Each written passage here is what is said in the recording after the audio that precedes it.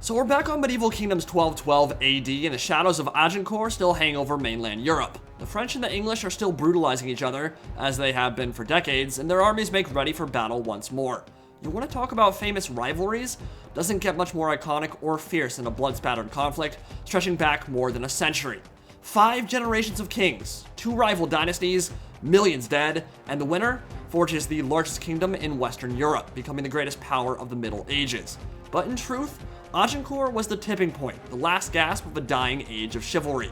The Renaissance approaches, and with it, new technologies and a new approach to warfare.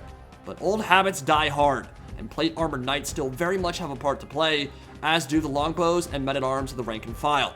Is it time to take the walls, Mowa? As Majin Vegeta would say, the table has been set. Now let us begin. Just a gentle reminder to everyone watching at home, this mod is called Medieval Kingdoms 1212 because 1212 is the start date of the campaign. It is not the end date. The technologies, units, and tactics continue evolving into the 15th century, and in a few cases, beyond. And so we'll be seeing early gunpowder in this battle as the 100 Years' War reaches its fiery zenith, and the French seek vengeance for the mud and blood of October 25th, 1415. There are more than 10,000 troops on the field, about 5,200 for the English and 5,200 for the French, and it begins with a shelling. Culverins pounding the daylights out of infantry and cavalry alike, and the French side, for their part, is made up heavily of mercenaries and bodyguard retinues from other kingdoms. Mercenary Swiss halberds, mercenary Pavese crossbowmen from Italy, even the Scots Guard, the elite royal bodyguard of the king and his family, are, well, Scottish, not French. They've amended their tactics a bit since that fateful St. Crispin's Day. Won't be seeing too many frontal YOLO charges into the teeth of an entrenched position. Leaders and nobles have actually taken a much more intelligent position in the rear, rather than lead the vanguard into a hopeless situation and get caught like they did at the Battle of Agincourt. A lot of men-at-arms, a lot of halberds in plate armor, a lot of Pavese shields with culverins in the flank and rear, and shades of pike and shot warfare, pikes in the front, even a couple regiments of early gunners holding down the right and left. Dismounted knights form the third wave of infantry, with the nobles and gendarmes bringing up the rear protecting their king. Some of those knights even have crow's beaks as secondary weapons that they will use once their lances shatter. Spiked warhammers that are fantastic for piercing through the top of infantry helmets. So, gendarmes will be holding down the right and left flanks as the main heavy cavalry, some sergeants and other lighter cavalry thrown in for good measure, and for the English, what would you expect? A bunch of longbowmen in the front, retinue longbowmen. They will be switching to their heavy shot, their armor-piercing bodkins, which can pierce plate armor. Not easily, but as the battle wears on and more armor gets damaged, you'll see those longbows start racking up more and more kills. Sergeants and heavy knights in the middle, and a lot of billhooks. Billmen all over the battlefield. They're going to be great for piercing armor and taking knights off of their heavily armored horses. And if they just so happen to fail to pierce plate, that brutal hook at the end can still drag you into the muck so daggers can finish you off. Dismounted knights in the rear, and take a look at these MVPs. Yeomen of the Guard are here too, formed during the War of the Roses. They are the longbow elite and have a billhook variant as well, repping the colors of the Tudors, loud and proud. So those are the builds. Again, 10,000 troops on the field, on a battlefield that looks very much like Agincourt itself. Not quite as muddy as that day was, and the knights are going to start off the battle here with a charge right up the center into the mercenary Genoese crossbowmen. They're going to run them over, heraldry flashing in the sunlight, and they're going to get some real nice kills. But this can be a bit dangerous because it'll focus a lot of the cannon fire and a lot of the crossbow fire their way, and that's a lot of armor-piercing shenanigans heading their way here. They'll want to retreat before it gets a little bit too fierce in the center. Sometimes you just want to pad that KD ratio, so the knights are going to stick in for a while, killing a ton of these crossbows, using some secondary weapons as well, and the French knights will sally forth and meet them out on the open plain. That is chivalry in a nutshell. It does not get more epic than that. Watching as the French cavalry charges through the dust and into the teeth of the English defense, they'll be sallying forth, and that will be a very important cav fight as the artillery opens up, kills a few of them, and the English cavalry decides to start retreating out on the left flank. So the archers, those poor retinue longbowmen, will take the frontal charge here and absorb some of that cavalry pushing all the way through, and now the English can turn around and get back into the teeth of that engagement. A lot of retinue longbowmen firing out on that flank, and in the center, more heavy cavalry for the English moving up, charging into the archers on the French left, and some more French cavalry moving around the flanks, getting into the spears who were braced there and ready to receive their charge. Now, heavy cavalry in Medieval Kingdoms 1212 AD, about as amazing as you would expect. These are knights. They are incredibly powerful. The way you beat them is you bog them down and slowly, over time, whittle them with range firepower and with spears. You are not going to one-shot them like you can in Warhammer. Handgun volleys and stuff are not going to completely decimate them instantly. What you've got to do is just wear them down and surround them. So that's going to be the game plan here. More French cavalry scooting and shooting their way forward, and it is getting absolutely brutal on the English left. Spearmen into the thick of it too. French cavalry should be able to get beaten back here. Combined arms tactics are so important, really any Total War game, but especially in Medieval Kingdoms 1212 when you really want to bust through all that armor and HP. Taking down the heavily armed knights and the gendarmes going to be incredibly important if the English want to take the field today. But artillery just smashing them apart with shrapnel, and they will scatter to the winds as more infantry moves up the center and looks to begin a fight in earnest. Now, one thing you probably already noticed is that the scale is way bigger than you typically see in something like Warhammer. We got way more troops and a much more spread out battlefield, and not all the troops are committing at once. Reserves are incredibly important, and combat resolution is much slower than it is in plenty other Total War games, whether it's historical or fantasy. Take a game like Shogun 2, way faster than combat resolution in Medieval Kingdoms. So even though there is some routing on both sides, holding on to reserves, making sure your troops don't get fatigued is probably the most important part of battlefields in this mod. Because if you get tired, you take big morale penalties, and flanking and rear charging is a huge deal. And units will insta-shatter. If you get a rear charge and you completely make a unit want to break, they're just going to be gone for good.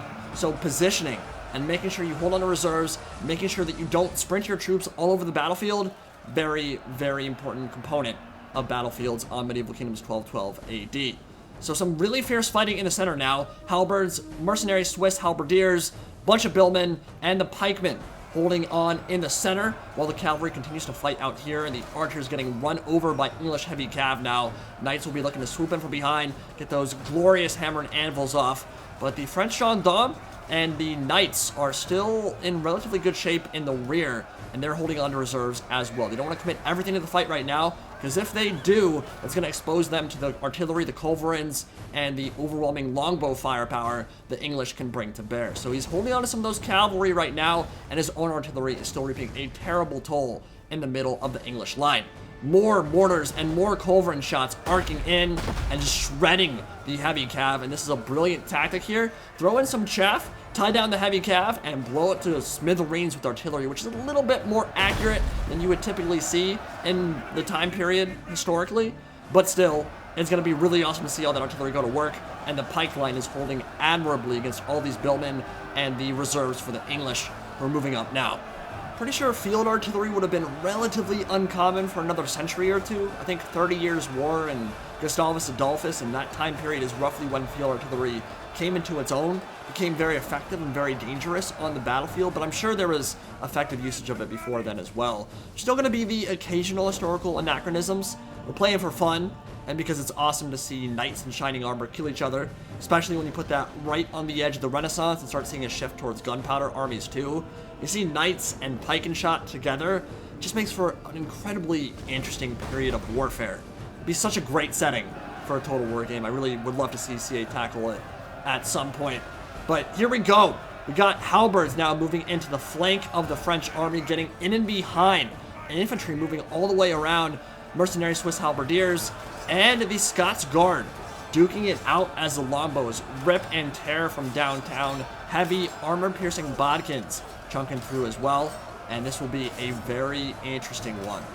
Elite halberds going at it all in plate armor, very tanky, very survivable, but not so much when there are 3 or 4 retinue longbowmen all with armor-piercing bodkins shooting at you from behind. And the English cavalry has tried to get into the cookie jar, got in and amongst the artillery, but the reinforcements from the halberds and from those swords in the back, managed to hold them off.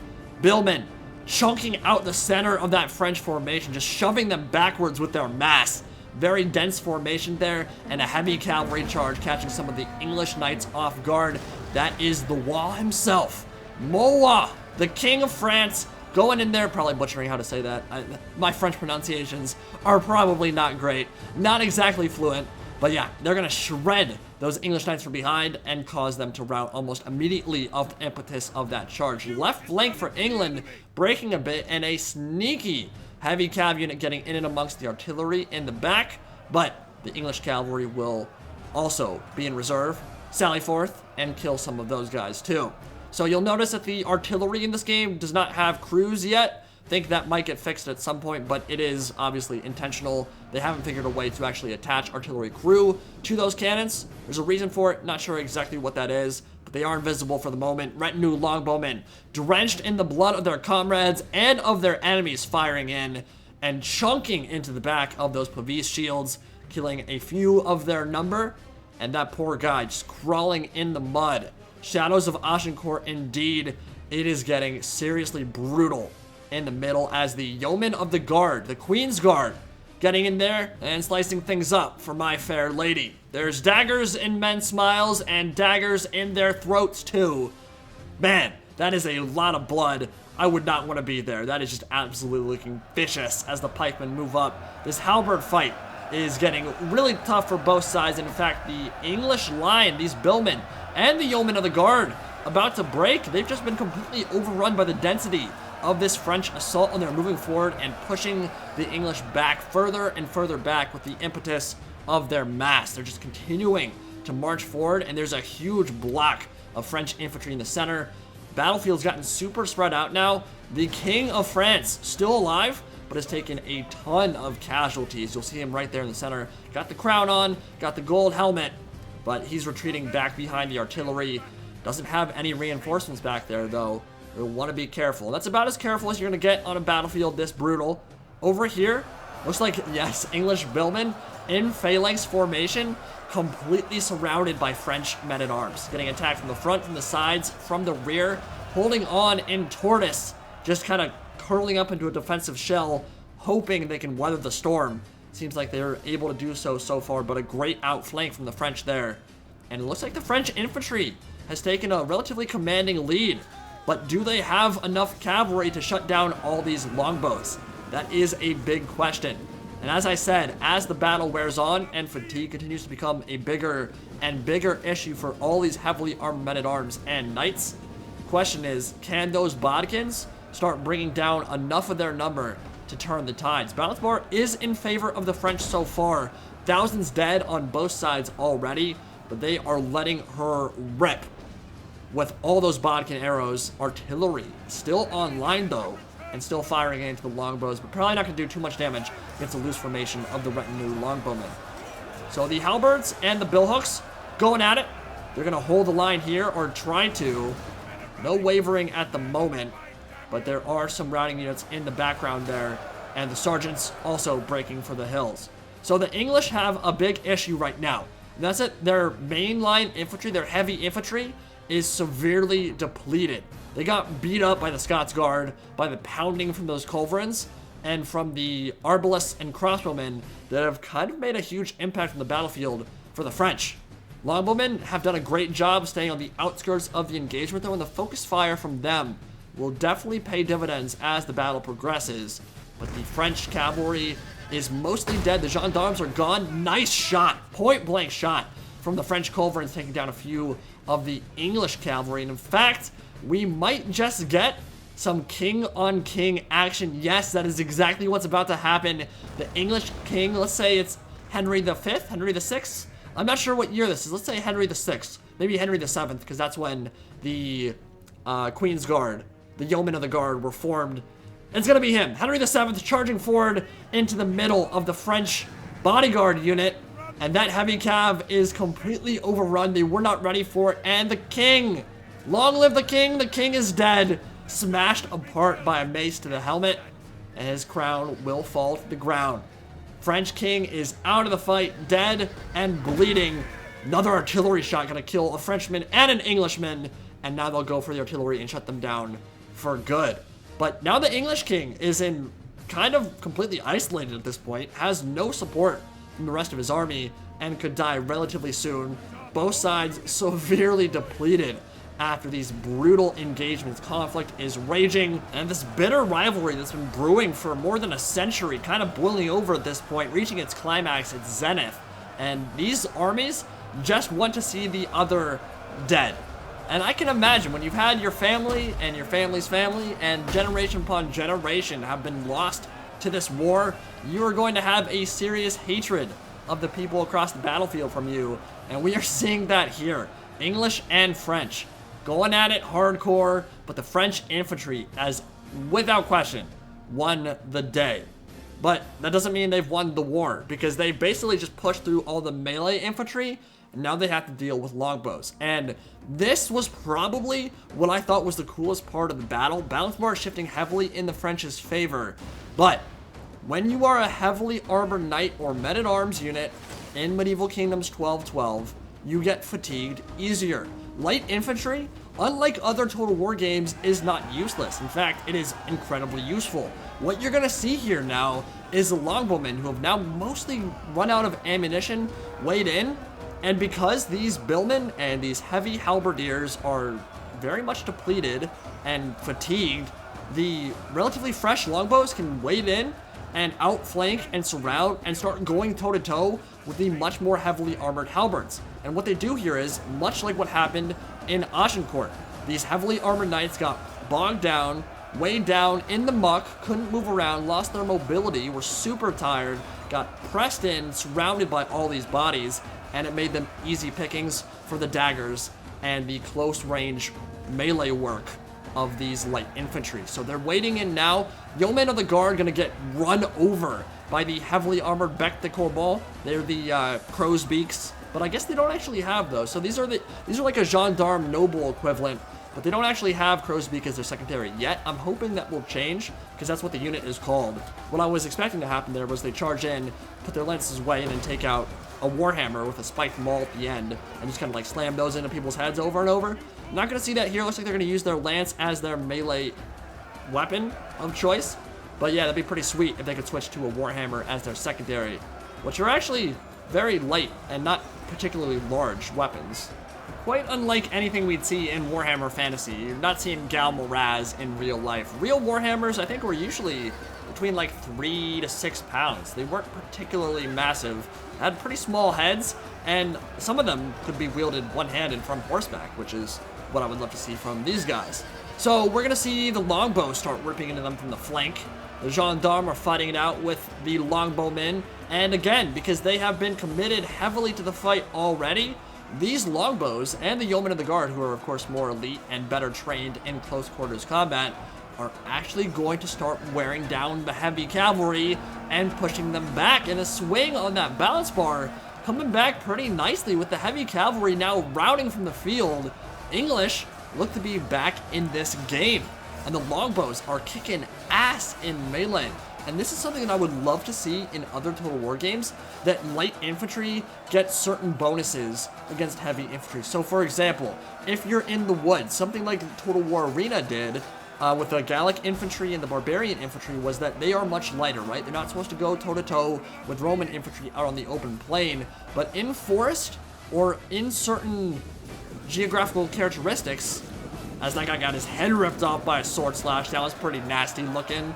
It would be sweet if there were certain situations where light infantry would shine better than heavy infantry in melee for outflanking, in terms of getting fatigued less easily. I think there should be more done for light infantry to make them actually important in late game situations, because a lot of what we see in Warhammer Fantasy and a lot of Total War games in general is heavy infantry beats light infantry, period, which is not how it was historically. Heavy infantry is just as likely to be surrounded, or even more so, and just as likely to have the same morale shocks like this one get imbued in their general direction. So a flanking charge for more men-at-arms sallying forth, the French and the English.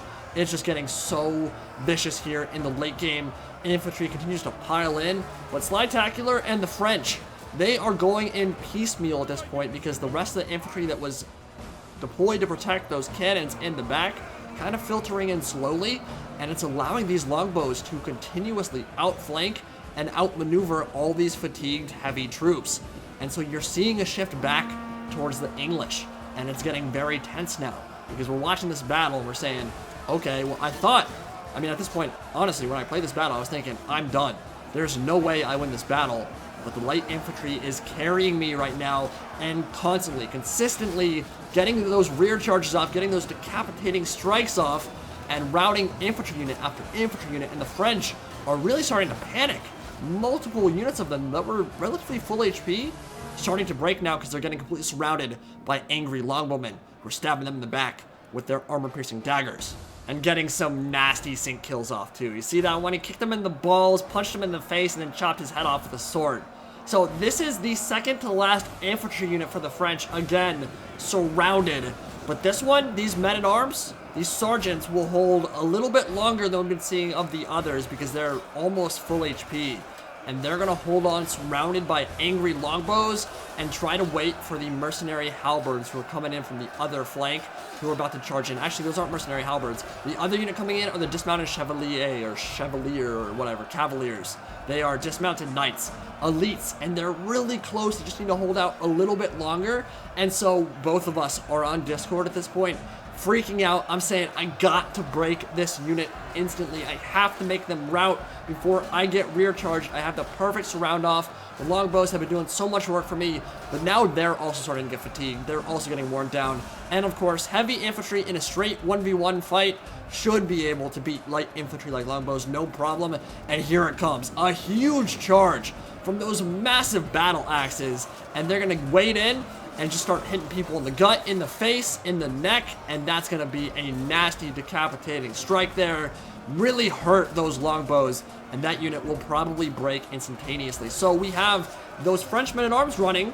The dismounted chevaliers are gonna do what they can to hold on and put the French on their back. There are only like 100 men for both sides left at this point. We started the battle with 5,200 on the French side, 5,200 on the English side, and now in the last couple minutes of the game, we're down to about 100 each, and it's just down to a 1v1 pretty much. Longbows versus dismounted knights. Who will win in a straight up 1v1? Halberds rising and falling, taking heads left and right, dotting the land with the crimson of the Englishmen. And guess what? The French are going to take it right there as the bell strikes at midnight, right there at the end of it.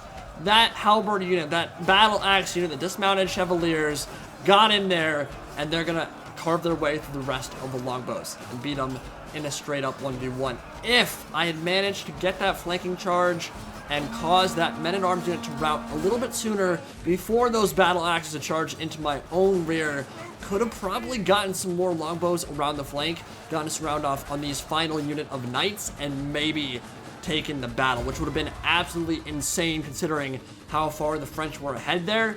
They definitely screwed up a little bit. Spectacular, he knew a little bit that he kind of went in piecemeal at the end there and almost threw it away, but he had so many tactics that game that worked so well. He threw some great chaff into the middle of the English heavy cav, blew it to smithereens with artillery, which was probably the biggest factor in that battle, was that he was able to tie down the English cav and blow it apart with cannon fire and with arbalests. Just really chunked them down, and the English heavy knights didn't make as much of an impact there as you'd really want them to. I mean, they are capable of killing 300, 400 dudes in a battle this big, no problem whatsoever. Most of them probably settle around about 100, which isn't incredibly bad, but it's not incredibly impressive either. And a lot of that was due to how well Spectacular ended up countering them. The gendarmes were always going to be able to beat English knights in a 1v1 fight. That's why we brought more of them to hopefully turn the tide there. But you can see some of the infantry, some of the French halberds, the dismounted chevaliers especially, 300 kills each. Arbalists, amazing kills. The longbows got a ton of kills, but a lot of that was actually in melee against those infantry that came in piecemeal in the late game situations. And yeah, you can see that the gunners, crossbows, it was just a very eclectic mix of infantry and cavalry, and it just makes for a really interesting battle. I seriously love this period of warfare. I think it'd make for such a great Total War game, and it makes for really epic battles too. Medieval Kingdoms 1212 AD is an amazing mod. Visuals are spectacular, setting is spectacular, makes me incredibly hyped for Medieval 3. Hope CA can deliver it soon. Hope you guys enjoyed.